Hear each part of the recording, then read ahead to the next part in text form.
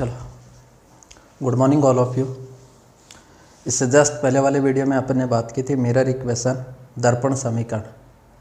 अब ray optics का अपन अगला वीडियो ले रहे हैं, रैखिक आवर्धन, लीनियर मैग्निफिकेशन ऑफ मिरर या दर्पण का रैखिक आवर्धन। यह नया टॉपिक अपन ले रहे हैं, ये भी इम्पोर्टेंट रहेगा।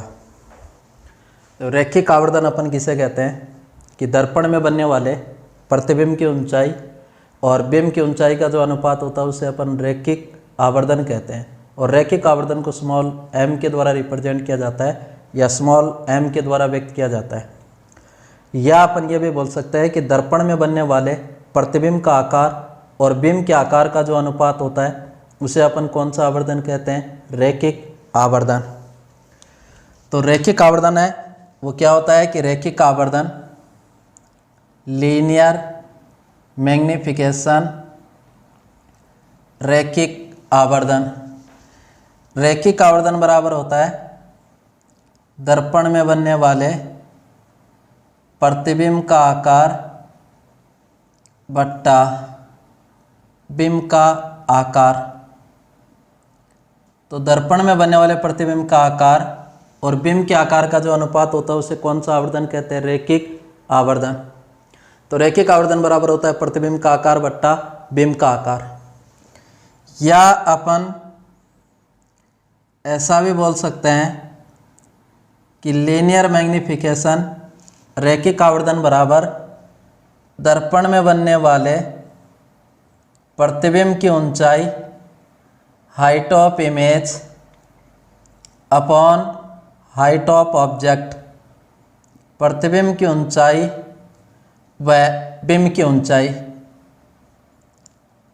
तो प्रतिबिंब की ऊंचाई व बिंब की ऊंचाई का जो अनुपात होता है उसे कौन सा आवर्धन कहते हैं? रैखिक आवर्धन। रैखिक आवर्धन m इज इक्वल टू, ये लिख सकते हैं I upon O. I size of image है, O साइज ऑफ ऑब्जेक्ट। माना दर्पण में बनने वाले प्रतिबिंब की ऊंचाई S2 और बिंब की ऊंचाई कितनी? H1। तो m इज इक्वल टू अपन लिख सकते हैं I upon O is equal to S2 upon H1। दर्पण के लिए रैखिक आवर्धन का सूत्र होता है, आगे अपन प्रूव करेंगे कि H2 अपॉन H1 प्रतिबिंब का आकार और बिंब के आकार का अनुपात या प्रतिबिंब की ऊंचाई और बिंब की ऊंचाई का अनुपात इज इक्वल टू होता है H2 upon H1 is equal to minus V upon U। V दर्पण से प्रतिबिंब की दूरी है जबकि U दर्पण से बिंब की दूरी। अतः दर्पण के लिए रैखिक आवर्धन का सूत्र अपन ये लिख सकते हैं m is equal to I upon O H2 upon H1 is equal to minus V upon U। तो दर्पण के रैखिक आवर्धन का सूत्र होता है m is equal to I upon O is equal to H2 upon H1 is equal to minus V upon U। दर्पण में सिंबल माइनस का आएगा तो दर्पण के रैखिक आवर्धन का सूत्र होता है m is equal to minus V upon U। V दर्पण से प्रतिबिंब की दूरी है जबकि U दर्पण से किसकी दूरी है? बिंब की। अब सुनो, इंपॉर्टेंट पॉइंट की अगर मैं बात करूं,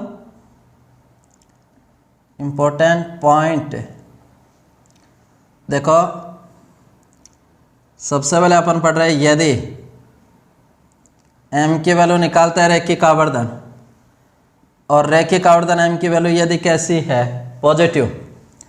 तो m की वैल्यू पॉजिटिव आने पर हमेशा याद रखना है प्रतिबिंब की जो प्रकृति होगी वो कैसा होगा? आभासी। तो मेरा कहने का मतलब यह है कि आभासी प्रतिबिंब के लिए रैखिक आवर्धन का मान होता है वो कैसा होता है? धनात्मक। तो जब भी m की वैल्यू आप फाइंड आउट करते हो और m की वैल्यू अगर पॉजिटिव आती है तो रैखिक आवर्धन धनात्मक होने पर प्रतिबिंब की जो प्रकृति होगी वो प्रतिबिंब की प्रकृति कैसी होगी? आभासी। और आभासी प्रतिबिंब होने का मतलब आभासी प्रतिबिंब सदैव कैसा बनता है? सीधा। दूसरा पॉइंट मैं ये बता रहा हूं, यदि m is equal to negative, रैखिक आवर्धन ऋणात्मक है, तो रैखिक आवर्धन ऋणात्मक होने के लिए प्रतिबिंब होगा ना, उस प्रतिबिंब की प्रकृति कैसी होगी? वास्तविक। वास्तविक का मतलब कैसा? रियल। तो इंपॉर्टेंट पॉइंट ये याद रखना है कि आभासी प्रतिबिंब के लिए आभासी प्रतिबिंब के लिए रैखिक आवर्धन धनात्मक होता है, जबकि वास्तविक प्रतिबिंब के लिए रैखिक आवर्धन ऋणात्मक होता है। तो जैसे रैखिक आवर्धन की वैल्यू नेगेटिव आती है तो अपन ये बोलते हैं कि प्रतिबिंब की प्रकृति वास्तविक, और m की वैल्यू अगर पॉजिटिव आती है तो प्रतिबिंब की प्रकृति कैसी, आभासी। तो m पॉजिटिव होने पर प्रतिबिंब की नेचर होगी वो आभासी होगी, और m नेगेटिव होने पर प्रतिबिंब की प्रकृति कैसी होगी, वास्तविक। तीसरी चीज अगर मैं ये कह दूं कि यदि रैखिक आवर्धन का मान 1 है, m का मान कितना है, 1, m का मान 1 कब होगा, जब h2 का मान बराबर होगा किसके, h1, और I का मान बराबर होगा किसके, O। तो रैखिक आवर्धन का मान 1 होने पर प्रतिबिंब का जो आकार होगा वो किसके आकार के बराबर होगा, बिंब के। कहने का मतलब प्रतिबिंब की ऊंचाई और बिंब की ऊंचाई, अर्थात प्रतिबिंब का आकार और बिंब का आकार समान होने पर रैखिक आवर्धन कितना होता है, 1। अगला पॉइंट अपन ये ले रहे हैं कि यदि m की वैल्यू मोर देन 1, यदि रैखिक आवर्धन का मान 1 से क्या होता है, अधिक, तो m का मान 1 से अधिक तब आएगा जब I का मान तो होगा ज्यादा और O का मान क्या होगा, कम, अर्थात प्रतिबिंब बड़ा होगा और बिंब कैसा होगा, छोटा। तो m का मान 1 से अधिक होने पर प्रतिबिंब होता है या इमेज होती है वो लार्ज देन होती है बीम, ऑब्जेक्ट से।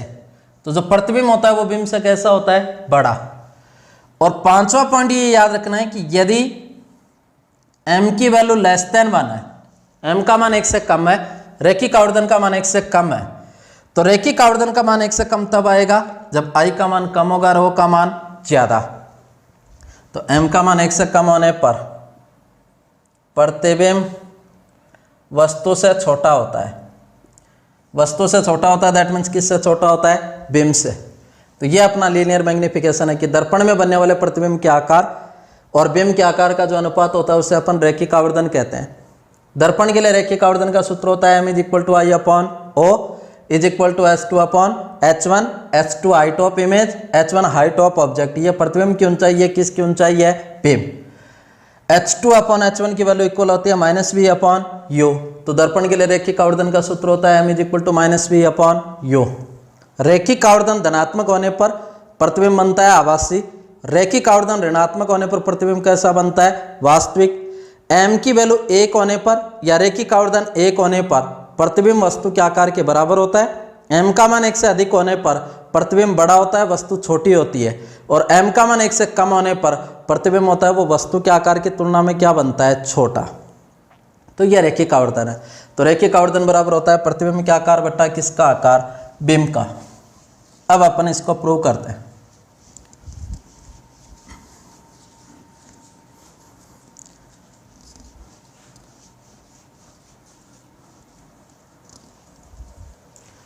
तो अपन को यह निकालना है कि रैखिक आवर्धन m = कितना होता है, -v अपॉन u।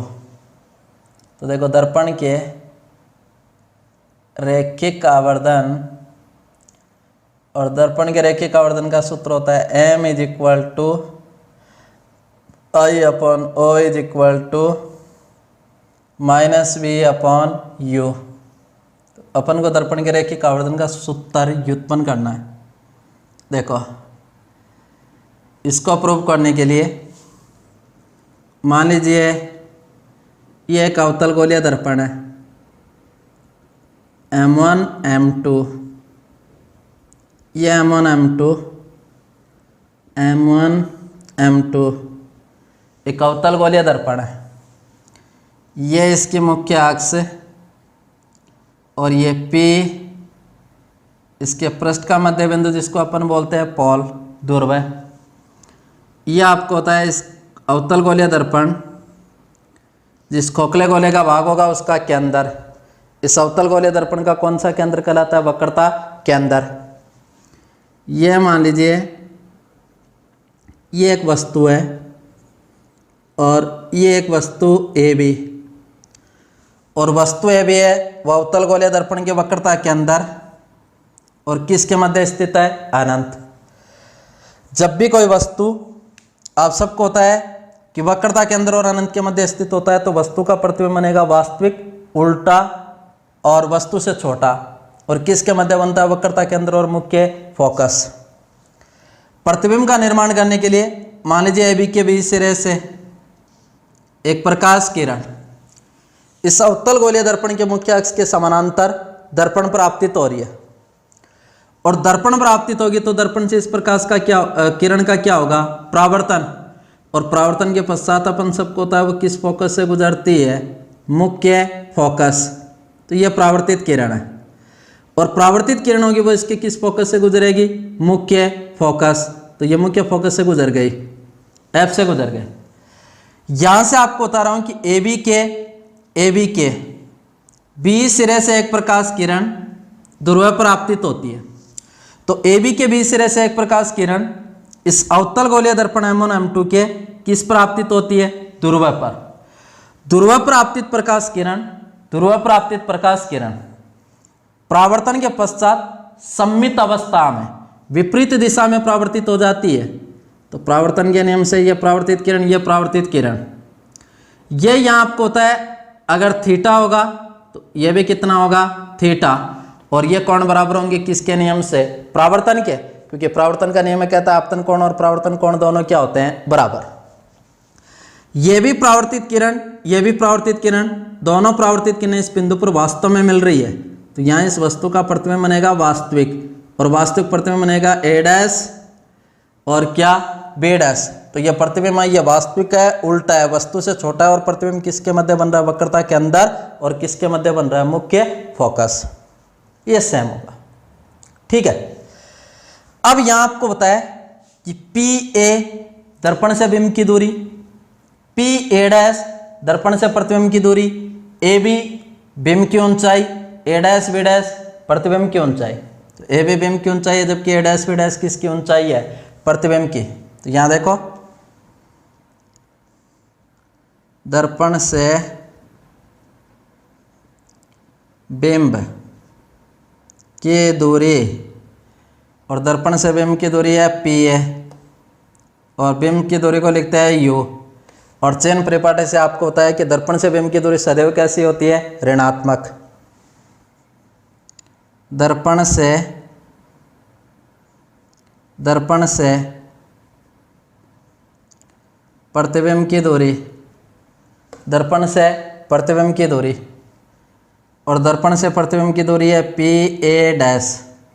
प्रतिबिंब वास्तविक है और वास्तविक प्रतिबिंब है वो दर्पण के सामने बनता है, तो इसकी प्रतिबिंब की दूरी भी कैसी होगी, नेगेटिव।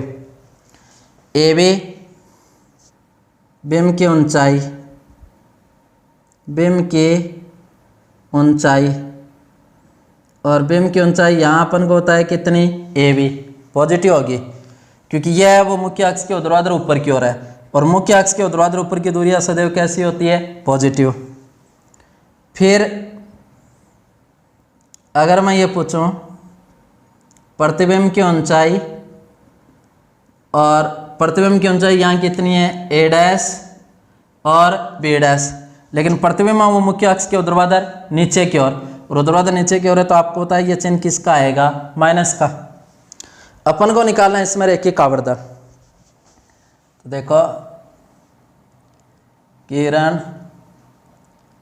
चित्र से, डायग्राम को देखना बेटा, एक तो इसमें समकोण त्रिभुज बन रहा है PAP और एक समकोण त्रिभुज बन रहा है PA' B'। तो किरण चित्र में समकोण त्रिभुज PAB व PA' B' से, डायग्राम को देखना बेटा। इस डायग्राम में मैं दो समकोण त्रिभुज ले रहा हूँ PAB और एक समकोण त्रिभुज ले रहा हूँ PA' और B'। ये दो समकोण त्रिभुज लिए। समकोण त्रिभुज PAB में एक कोण है PAB कितना डिग्री का, 90। समकोण त्रिभुज PA' B' में PA' B' कितना डिग्री का है, 90। तो एक तो मैंने ये लिखा, इसमें एक कोण है PAB, इस त्रिभुज में एक कोण है PA' B', दोनों कोण बराबर है और दोनों कोण आपको बता रहा हूँ कितने डिग्री के हैं, 90। तो PAB भी 90 डिग्री का, P A dash B dash पे कितना डिग्री का 90। दूसरी चीज देखो, समकोण त्रिभुज पी ए पी में एक कोण बन रहा है बी पी ए, और बी पी ए को मैंने कितना लिख रखा है थीटा।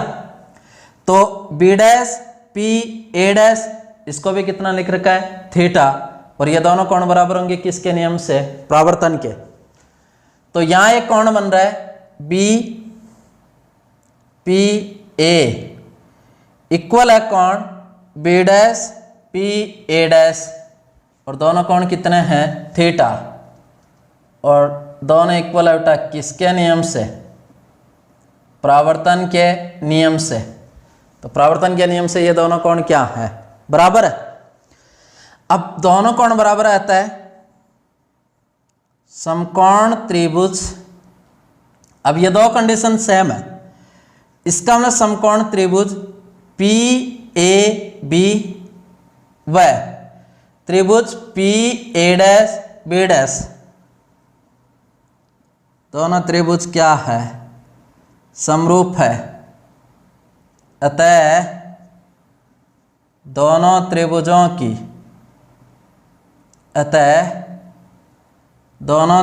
की भुजाओं का अनुपात भी एक समान होगा। दोनों त्रिभुज समरूप है तो दोनों त्रिभुजों की भुजाओं का अनुपात भी क्या होगा, एक समान। कहने का मतलब दोनों में tan थीटा की वैल्यू सेम होगी।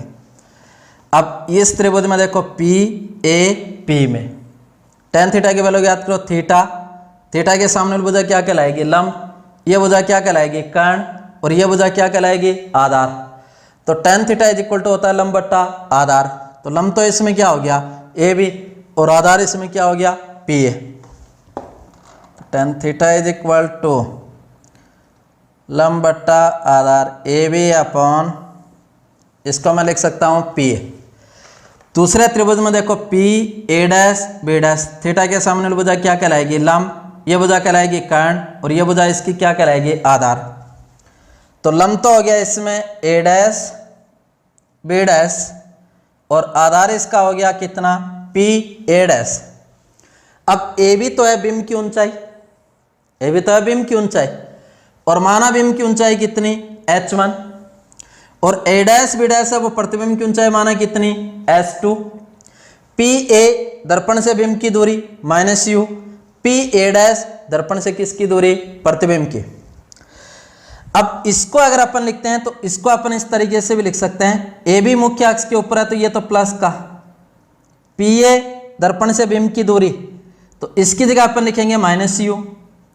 ए डैश बी डैश मुख्य अक्ष के नीचे बन रहा है तो इसको लिख सकते हैं ए डैश बी डैश, और पी ए डैश दर्पण से प्रतिबिंब की दूरी इसको अपन क्या लिख सकते हैं माइनस बी। जैसे इसको अपन सोल्व आउट करते हैं तो देखिएगा, इसको सोल्व आउट करो, यहां आपको होता है माइनस से ये माइनस क्या हो गया कैंसिल आउट, तो इसको अपन ऐसा भी लिख सकते हैं, देखो A B upon minus u is equal to A dash B dash